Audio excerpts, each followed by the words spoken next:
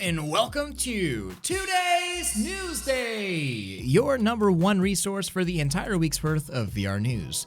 So yeah, Tuesday Newsday on a Wednesday again, but I promise this time it's for good reason. Upload hosted their E3 VR Showcase, a yearly show that announces all of the big upcoming VR games coming out this year and the next. And it was going to be on at the time that I normally upload this video. So I figured I'd delay the video one day so that I could give you guys all a rundown on every game that was announced to be coming to VR soon. And with that, there are some great things as well as some pretty disappointing things to report. I've also got some insider coverage on the omnidirectional treadmill that I talked about last week that you won't want to miss. That and much more, let's just get right into the news. So, the Upload VR Showcase. Like I said earlier, it's Upload's little show that puts together some of the biggest projects coming to VR over the next year. Sort of like a mini E3, since VR really doesn't get that much attention at E3 anyways, even when it does actually happen. There were some great things and some pretty disappointing things, so here are all of the best games coming to VR soon, and the ones that I'm most excited about. Then we'll touch on the things that I'm disappointed on. First off, which is easily the game that I'm most excited about, is a 4 vs 4 arena shooter called Solaris. I've been pumped about this game for quite a while now, but the past year we've only gotten a teaser trailer, so we're finally able to see some real gameplay. It's looking to be a pretty nice fast-paced shooter, and it's coming August 2020 to the Oculus Quest, Oculus Rift, and Rift S, and PlayStation VR later in the year. Why a multiplayer shooter isn't coming to Steam VR as well, I don't know, and it sucks, and the player population is likely going to suffer because of it, but hey, Revive is still a thing, I suppose.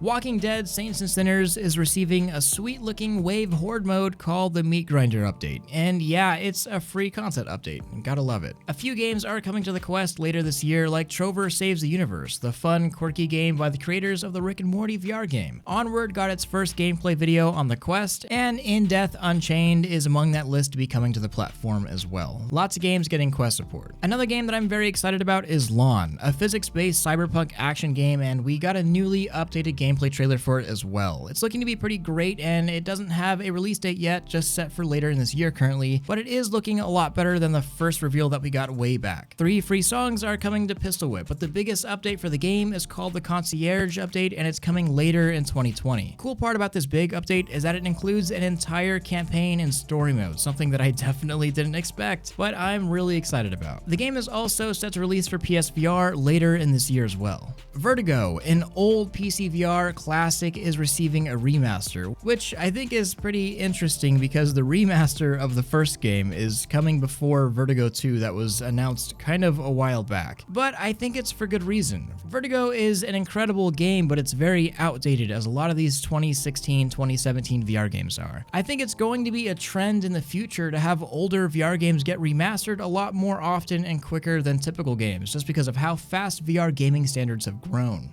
These were the biggest updates. I guess also an expansion or spin-off to Vacation Simulator as well, but everything else was pretty much stuff we've already seen before or is a smaller indie project. But now it's time for the negatives, because this showcase was a little bit of a letdown. There was no mention of Five Nights at Freddy's for the Oculus Quest, which I found to be really odd because the devs announced that they were really close to getting it finished, and this would have been a perfect place to do it, or at least announce where they're at. There's also zero info on Lone Echo 2, Medal of Honor VR, or progress on the Saints and Sinners Quest port. I was at least expecting something from a bigger title, or at least Five Nights at Freddy's for Quest, but instead we got a lot of interesting, to be fair, indie titles and the updates that I already mentioned. But that was basically it. That was the whole Upload VR showcase. But now it's time for the main topic, the fun one. So you'll remember last week I covered the Catwalk C, the first consumer-priced and oriented omnidirectional treadmill meant for VR, bringing us closer to something like Ready Player One than ever before. You can walk and run in VR, no more thumbsticks to move, which sounds like a good deal to me. Well, whenever I covered that, that was cutting edge news, and that was really the only information that I had, is that it was coming and I had the price. However, the good news is that I did get in touch with Catwalk VR, and I was provided with every bit of information that we'd need, including how it works, pricing, whether it works to provide full body tracking, and more. The actual Kickstarter campaign isn't live yet, so this might be the first time all this info is out there. But first, I did want to address a few concerns that I read in the comments. Starting out, it's true, this technically isn't a treadmill per se. It's got no treads and it doesn't mill. Instead, it's closer to a slide mill, a word that I sort of made up. But until there's a better term for it, I'm just going to continue using CatVR's own wordage of omnidirectional treadmill, since it's their words, not mine. And in terms of pricing, I did say in the original title of last week's video that the Catwalk C is going to be cheap.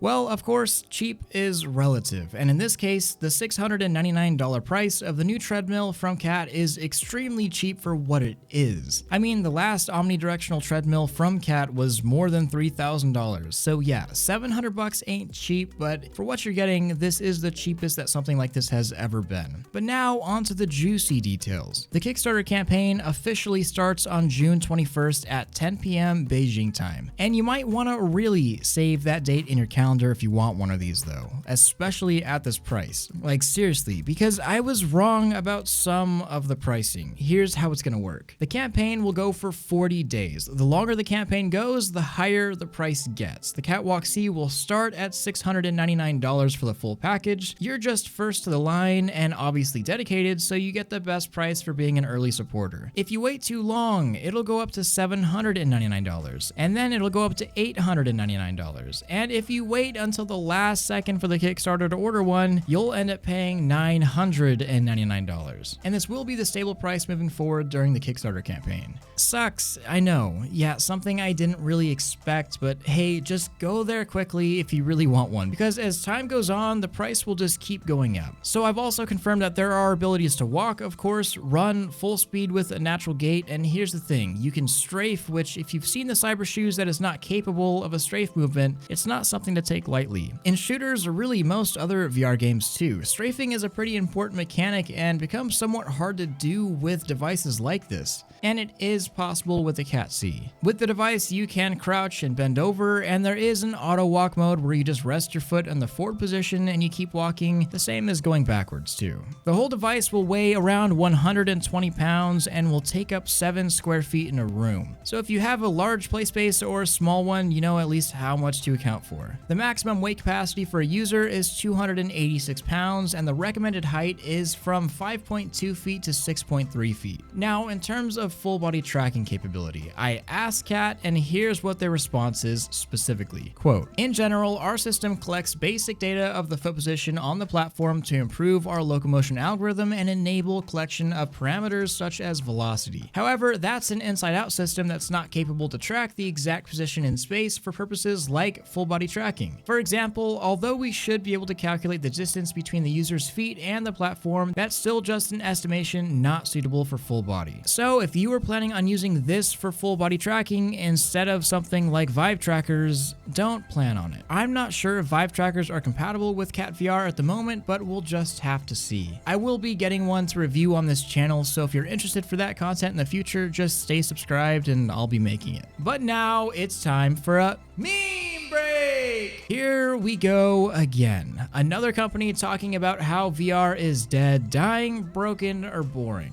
From TechRadar, if Star Wars Squadrons can't save VR gaming, then nothing can. This, again, look, that title is funny enough if you're ingrained in the VR community and you see how healthy it is right now, but I think it might be time for another one of these, to be honest. But hey, that brings us right back into the news perfectly. Star Wars Squadrons, a new spaceship fighting game from EA, is coming later this year, and it's going to have full VR support. Now, you may not have heard of it yet, and that's probably due to the quiet announcement and E3 being, well, absent this year. And that's probably why TechRadar got their panties in a wad over VR dying. not much buzz has been going around over this new Star Wars game that has VR support. But here we are talking about it, and I gotta admit, I'm kinda beyond hyped. It's a Star Wars space fighting game for VR, and it has joystick support, cross-platform play, a story mode, co-op multiplayer, and online competitive multiplayer. What more could I really ask for? And in my opinion, this one game overshadows a lot of what we saw at the E3 VR showcase in general. Plus, it's apparently launching for $40, and EA says it will have 0 microtransactions. Look, I'll believe that when I see it, but either way, I'm pumped for the game, and we could expect it to drop on October 2nd. I know I'll be getting a joystick for this game specifically. That's how hyped I am. And here's another quick gaming update. PopulationOne, the extremely hyped VR Battle Royale game, has began sending out closed beta access for Oculus Quest owners. This is another game that I'm pumped for, as most of the Battle Royale entries into VR have been a little jank, I guess. But this game is looking to be pretty clean and full of some of the best mechanics that we've seen yet, at least from a VR Battle Royale. If you haven't already gotten an email, I recommend signing up to join the beta. I'm not sure how many people are getting accepted, but hey, it's worth a shot. But now it's time for question of the week. I couldn't find who asked this, but I've seen it a lot, so I figured I'd just answer to the community. And it's also about time that I give credit where credit is due. What are my intro and outro songs, and what's the story behind them? Well, my intro song is Juicebox by Dylan Sitz, and since the very first time I heard this song, I felt like it's the perfect encapsulation of the feeling of making that Tuesday, Wednesday morning coffee to sit down and hear about the entire week of VR. The rest of the music that I use in videos is sound beds, change every week with topics, so sometimes it gets a little random. My outro, however, which I'm sure some of you have heard, especially if you're making it this far in the video, is from a guy called Protostar, and the song is Overdrive Instrumental. I found him through Monstercat and I fell in love with the music, but it turns out Protostar is actually a big VR fan, and we've become friends because of VR. Crazy. The funny thing is, he just happened to come across my videos and heard his very own music in them. So yeah, we've become buddies, and I like to think that this community has grown to really love his music. So if you come across him in VR chat, my Discord, or literally anywhere else, make sure to give Protostar some of that ThrillSeeker love. At the end of the day, he's one of us, a VR fan, and a true ThrillSeeker, and also a big part of this channel. And that's question of the week. Make sure to leave your own below. I may just answer yours next. I will be streaming later on, so stop on by and say what's up and we can talk VR, or I could answer some more questions about the Catwalk C. Updated scheduling for that is in my Discord server. I want to thank all of my Patreon supporters, especially my Omegas like Very Evil Shadow, Zimph, Julian, Jake, VR Balance, Studio Form VR, Benji, and Yumi. I literally couldn't be doing any of this without you. Don't forget to like this video if you loved it, subscribe if you want more of this, and hit that freaking bell if you just can't live without it. Much love, Thrill out.